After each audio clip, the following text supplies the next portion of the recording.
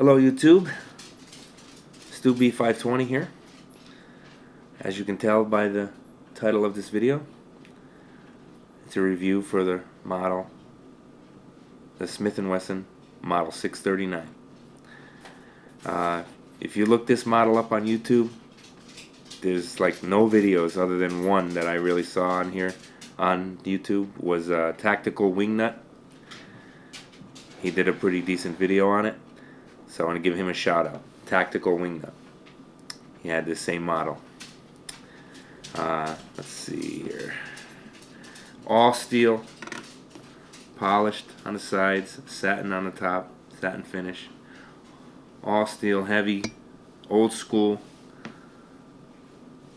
I'll do a safety check for you. Empty magazine. Empty chamber. Empty magazine well. So yeah, all steel. Good pound and a half. Probably fully loaded, close to 2 pounds. Now, if you guys know these old Smith & Wessons, they had a magazine disconnect. Once the magazine was out, and you can see there that the gun is cocked, it will not fire. Magazine disconnect. It only works with the magazine in. It has a decocker and safety at the same time. But regardless of that safety, take the magazine out, it will not fire.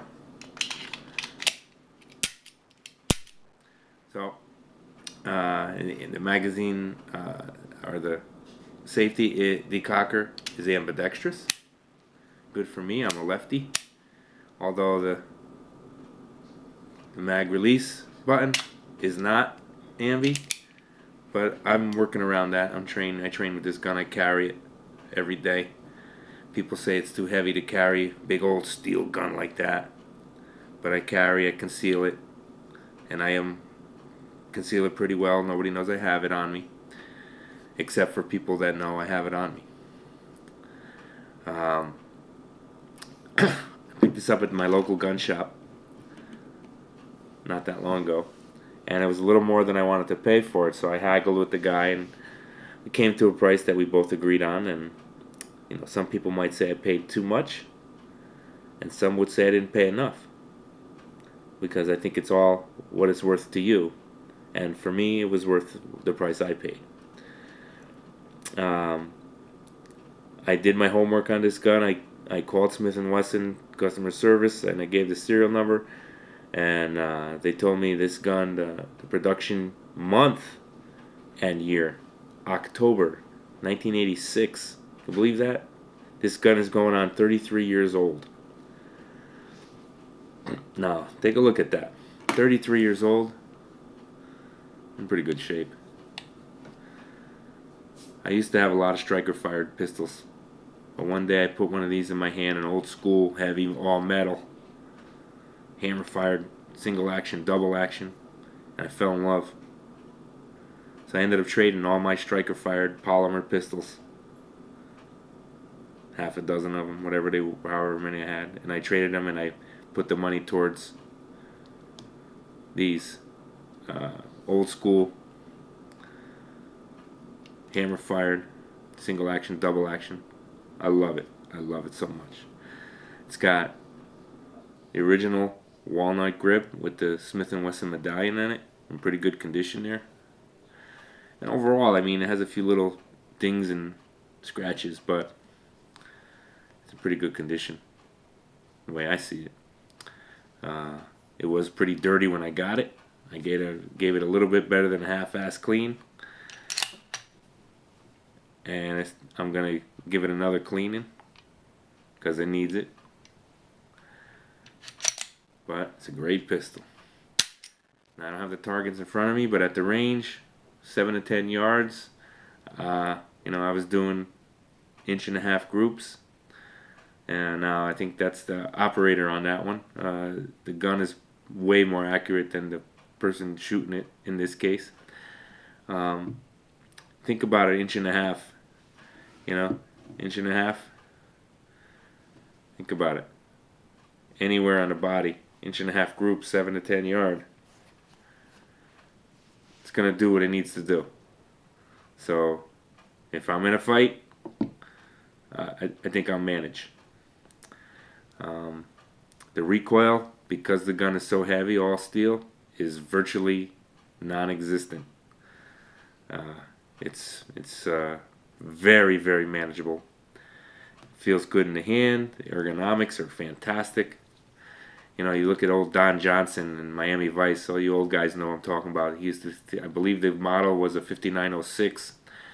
It's pretty much looks just like this, but it had the rear sight was adjustable for windage and elevation, but it had those little wings to protect it. You know, the front is fixed. It's milled right into the slide, so it can't do anything there. But this can be adjusted for windage. I can, you know, tap it one way or the other. But it was pretty good where it is when I bought it.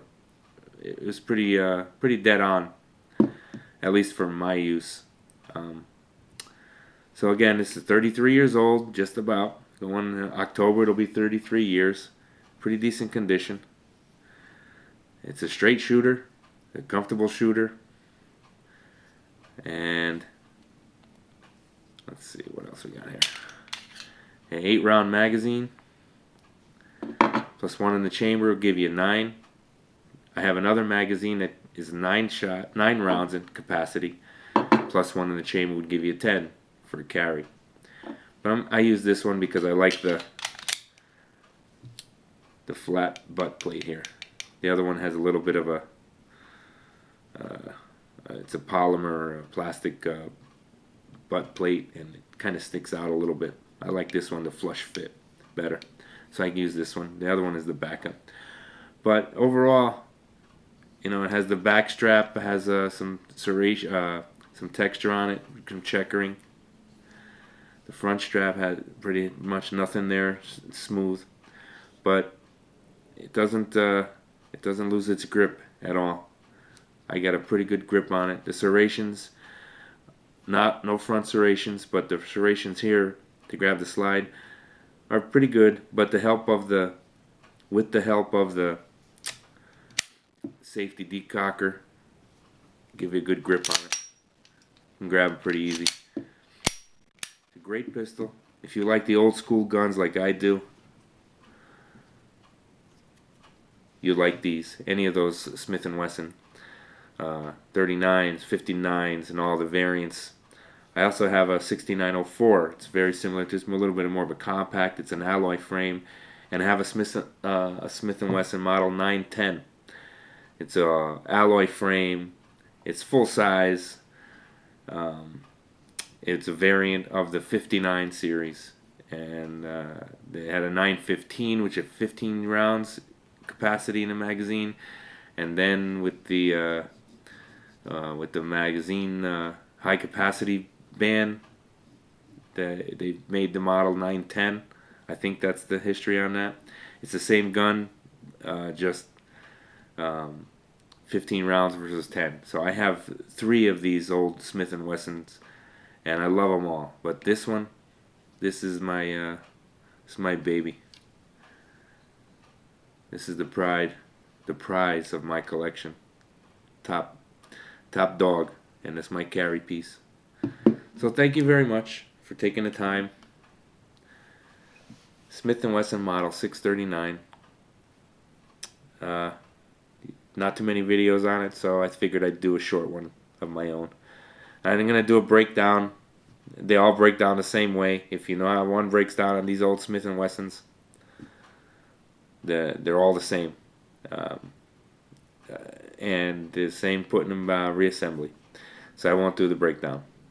And history, you can find that all over YouTube. And I'm not the guy to tell you about the history. I just want to tell you the history that I have with this pistol. And it's only a month old in my hands, so I've only got a month's history with it, but it is 33 years old. So thanks again for watching. I hope you enjoyed the video. Thank you.